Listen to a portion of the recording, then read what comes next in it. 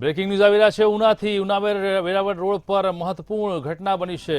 અકસ્માતમાં જે રીતે હિટ એન્ડ રનની ઘટના બની તેની અંદર ખાસ કરીને આ હિટ એન્ડ રનની ઘટનામાં મામલતદાર ઓફિસમાં ફરજ બજાવતા રેવન્યુ તલાટીનું મોત થયું છે। નાયબ મામલતદાર ગંભીર ઈજા પહોંચી જે રીતે ઘટના સામે આવી છે। ઈજાગ્રસ્ત સારવાર માટે સરકારી હોસ્પિટલમાં ખસેડાયા હતા। મામલતદાર સહિત કચેરીનો સ્ટાફ પહોંચ્યો સરકારી હોસ્પિટલે।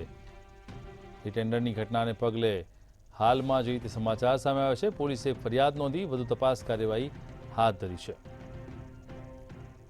મામલતદાર ઓફિસના ફરજ બજાવતા રેવન્યુ તલાટીનું ઘટના સ્થળે મોત થયું છે। જોઈ રહ્યા છો જે રીતે હિટ એન્ડ રનની ઘટનાએ આકાર લીધો છે। અકસ્માતમાં ઈજાગ્રસ્તને સારવાર માટે હોસ્પિટલમાં ખસેડવામાં આવ્યો છે, તો રેવન્યુ તલાટીનું મોત થયા હોવાના સમાચાર સામે આવ્યા છે।